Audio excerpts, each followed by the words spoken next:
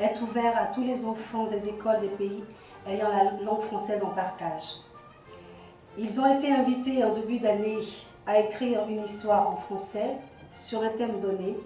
Et cette année, il s'agissait de raconter le voyage imaginaire d'une petite fille et d'un petit garçon de leur âge. Un jury a retenu 2 récits et les 2 jeunes auteurs sont ici ce soir parmi nous pour recevoir leur prix et ont gagné avec leur maîtresse un séjour dans notre belle capitale pour y découvrir les merveilles culturelles et architecturales. Je m'appelle Marie Bouler, j'ai 10 ans et je suis tunisienne. Je suis dans la classe 5e année primaire. Mon conte est intitulé Lara et Tom. Ça parle de Annie, un garçon et une fille de 10 ans. Ils partent pour un voyage. Ils ont passé plusieurs aventures. Ils ont été kidnappés par un méchant qui a la tête d'homme et le corps d'un lion.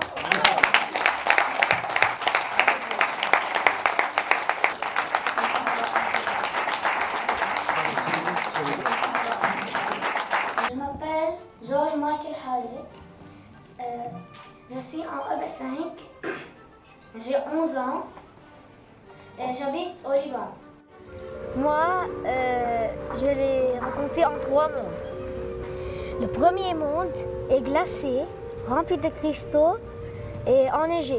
Mais Lara et Tom ne sentent pas le froid. Au contraire, les températures détectées par leur montre sont élevées, 30 degrés.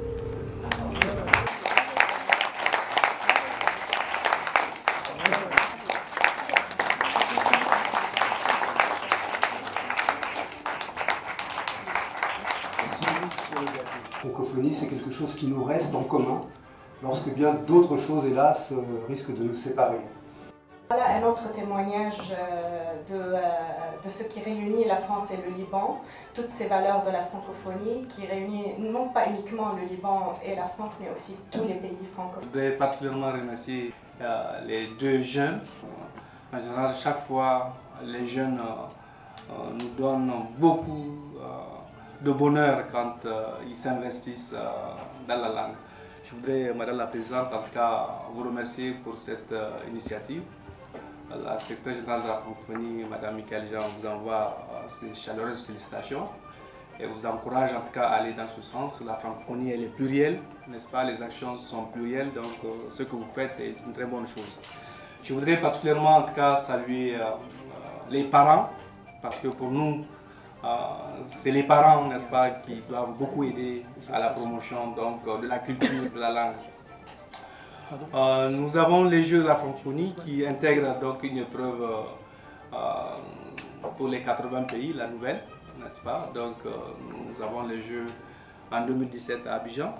Nous étions donc à Beyrouth en 2009. Votre pays a accueilli avec beaucoup de brio en tout cas les Jeux, la littérature, le français. Le Liban est un grand pays en tout cas francophone, n'est-ce pas? Donc Nice en 2013 et Abidjan en 2017, il y a une épreuve de littérature qui est ouverte pour les 18-35 ans. Là, je constate que, en tout cas, tous les débats qui ont été faits sur le présent, le passé, c'est exactement au niveau des jurys, c'est ces débats qui s'installent. Donc, je vois que très tôt, cette dynamique, faire une œuvre au présent, une œuvre au passé, la façon dont le jeune a lu son œuvre, vraiment, c'est très, très captivant. Donc, je voudrais une fois de plus, en tout cas, marquer tous nos remerciements et nos encouragements. Merci. Et ce soir, nous nous retrouvons dans une famille francophone promise à un bel avenir parce que les enfants ce soir nous ont vraiment fait rêver et je pense que le français a encore un bel avenir. On va faire un concours, mais ce sera destiné aux journalistes. Et puis on a plein d'autres projets, on vous le dira au moment venu.